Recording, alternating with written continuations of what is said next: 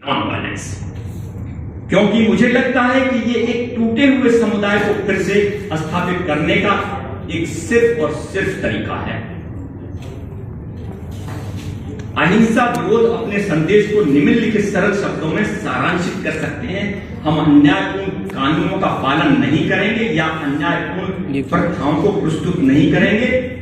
हम इसे शांतिपूर्ण खुले तौर पर प्रसन्नतापूर्वक करेंगे, क्योंकि हमारा उद्देश्य राजी करना है। हमें अहिंसा के साधनों को अपनाते हुए अपना काम करना है, क्योंकि हमारा लक्ष्य अपने आप में शांति से रहने वाला समुदाय है। हम सब जितने भी लोग हैं, पसमानदा हैं, मुस्लिम्स हैं, नॉन मुस्लिम्स हैं, क्रिश्चियन, सब हम एक शांति प्रिय लोग हैं। हम अपने शब्दों में मनाने की कोशिश करेंगे और हमेशा इसके लिए जद्दोजहद करते रहेंगे। हम हमेशा बात करने और कुछ समझौता करने के लिए तैयार रहेंगे, लेकिन जब आवश्यकता हो तो हम पीड़ित होने के लिए भी तैयार रहेंगे और यहां तक कि सच्चाई के गवाह बनने के लिए अपने जीवन को जोखिम में डालने जैसा भी हम देखने के लिए तैयार रहेंगे। सामाजिक अन्याय की समस्या के प्रति यह दृष्टिकोण सफल मिसाल के बिना बिल्कुल भी नहीं है। इसका उपयोग मोहनदास करमचंद गांधी ने ब्रिटिश साम्राज्य की ताकतवर गवर्नमेंट को चुनौती देने और सदियों से हम पर किए गए राजनीतिक वर्चस्व और आर्थिक शोषण से भारत को मुक्त कराने के लिए किया था। उन्हें सत्य, आत्मबल, अहिंसा और साहस के अस्त्रों से ही संघर्ष किया। He never used any weapon to fight the mighty British government. Just used non-violence. He was the same. Okay? मैं मानव कमजोरियों और असफलताओं से अच्छी तरह से वाकिफ हूं। अहिंसा की प्रभावकारिता के बारे में संदेह और कुछ लोगों द्वारा हिंसा की खुली वकालत करते हैं, लेकिन मुझे अभी भी विश्वास है अहिंसा नस्लीय, धार्मिक, सामाजिक अन्याय की सदियों पुरानी समस्या से निपटने का सबसे व्यवहारिक और नैतिक रूप से कोई सर्टिफिकेट देकर फोटो खिंचवा देंगे, ओनली वे दे देंगे बाद में। एक दूसरी बुराई जो कि आधुनिक दुनिया, ये तो मैंने पहला बताया आपको कि जो सोशल इनजस्टिस हो रही है, डिस्क्रिमिनेशन हो रहा है, इस कंट्री में भी है और भी कंट्रीज में भी होता है। ठीक है। अब दूसरा जो है वो मैं आपको पॉवर्टी के बारे में बता रहा हूं, गरीबों के बारे में बता रहा हूं। ये दूसरी बुराई है जो कि एक ऑक्टोपस की तरह से जकड़ा हुआ है पूरी दुनिया को, गरीबी है।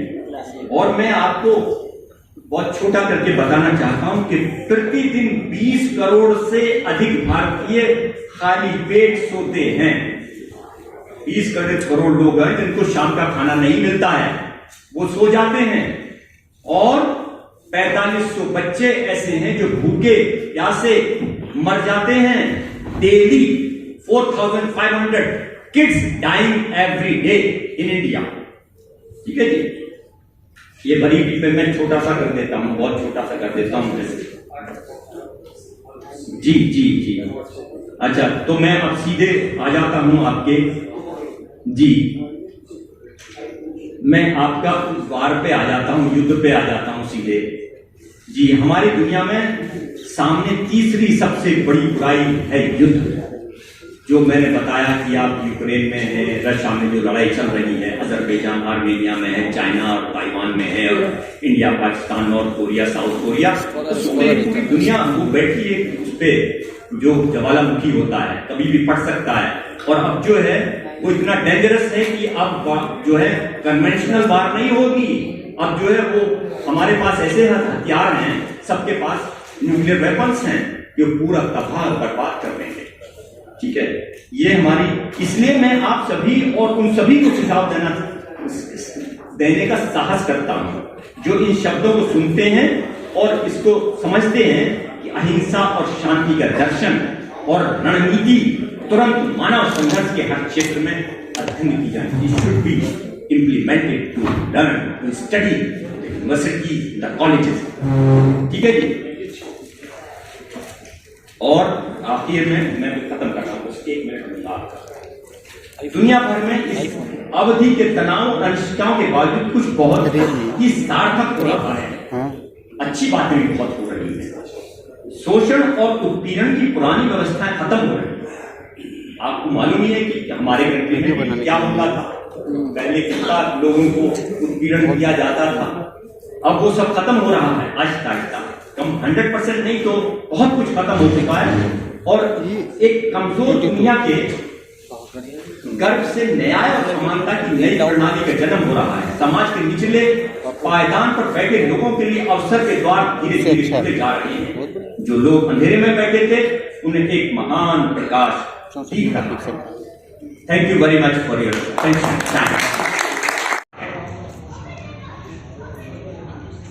आधुनिक मनुष्य ने इस पूरे विश्व को भविष्य की विमर्शकारी दहलीज पर खड़ा कर दिया है। वो वैज्ञानिक सफलता के नए और आश्चर्यजनक शिखर पर पहुंच चुका है। We are so developed scientifically and technologically that we are at the peak. There's so much development and achievements. उसने क्या किया है कि समंदर को पार करने के लिए विशाल पुल बना दिए हैं और आसमान छूती हुई गगनचुंबी इमारतें बनाई हैं और समय को जंजीरों में कैद कर लिया है। जो दूरियां हम दिनों में और महीनों में तय करते थे आज घंटों में उनका ऑफिस नहीं बना। सो कहने का मतलब कि टेक्नोलॉजिकली साइंटिफिकली हम बहुत एडवांस हो चुके हैं। फिर भी विज्ञान और टेक्नोलॉजी में इन शानदार उपलब्धियों के बावजूद और अभी भी असीमित आने के बावजूद कुछ बुनियादी कमी है। नहीं थोड़ी देर रुकिए ना, चाय पी के आत्मा एक प्रकार की गरीबी है जो कि हमारे वैज्ञानिक और तकनीकी प्रचुरता के विपरीत है। हम भौतिक रूप से जितने अमीर हुए हैं नैतिक और आध्यात्मिक रूप से उतने ही गरीब भी हो गए। 20-25 मिनट पक्षियों की तरह हवा में उड़ना और मछलियों की तरह समुद्र में तैरना को हमने सीख लिया, लेकिन भाइयों की तरह साथ रहने की सरल कला हमने भुला दी।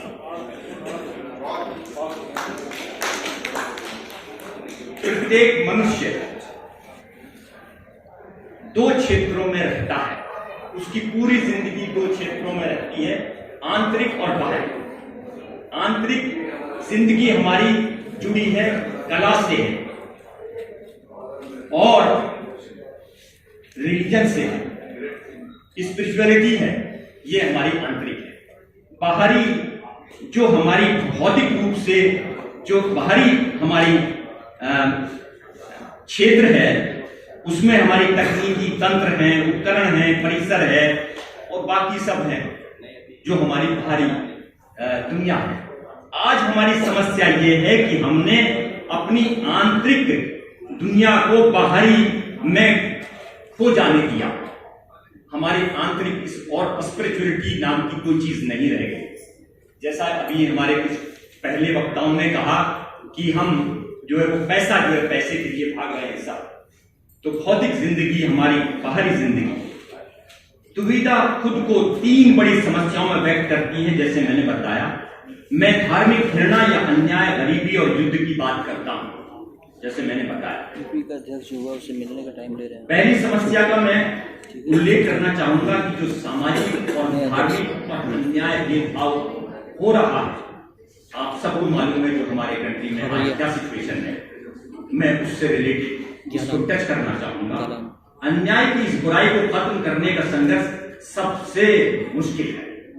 आप वार पे भी कंट्रोल कर सकते हैं, आप गरीबी पे भी कंट्रोल कर सकते हैं, उसका भी सॉल्यूशन है। दोनों बाकी समस्याओं के सॉल्यूशन है, इसका सॉल्यूशन बहुत मुश्किल है। सबसे ज्यादा बड़ी समस्या हमारे लिए ये अन्याय वाली है, जो सामाजिक अन्याय होता है, डिस्क्रिमिनेशन होता है, सोशल इनजस्टिस होती है और discrimination on the basis of religion. इन घटनाओं के इतिहास के किसी भी छात्र को यह आश्चर्य नहीं होना चाहिए। उत्पीड़न के लोग, पसमानदा लोग के लिए उत्पीड़न हमेशा नहीं रहता, वो खत्म होता है। It will go to finish at one day, sooner or later. Bible बताती है कि सदियों पहले मूसा फिरौन के दरबार में खड़े होकर रोए और उन्होंने कहा मेरे लोगों को जाने दो।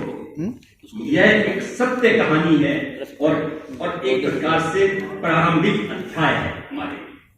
मुझे खुशी है और मुझे ये यकीन भी है कि कुल मिलाकर देश भर के समुदाय राष्ट्रपिता महात्मा गांधी द्वारा दिखाए गए शांति और अहिंसा के पथ पर चलते हैं और फॉलो करते हैं, और जो बाबा साहब अंबेडकर ने जो कॉन्स्टिट्यूशन बनाया उस कॉन्स्टिट्यूशन को फॉलो करते हैं।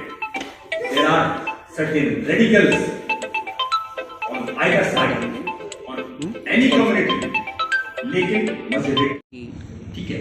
अहिंसा एक शक्तिशाली और नया हथियार है। ये एक ऐसा हथियार है जो कट नहीं करता, जो कहीं जख्म नहीं देता, अच्छा लेकिन फिर भी आपको बोलने का नहीं ये मिला सक्सेस देता है। काले को मारूंगा मैं। ठीक है, फिर भी आपको कामयाबी मिलती है मंच अहिंसा से। मंच को थैंक्स बोलो। वास्तव में ये इतिहास में एक अनूठा हथियार है जो बिना घायल किए हुए काटता है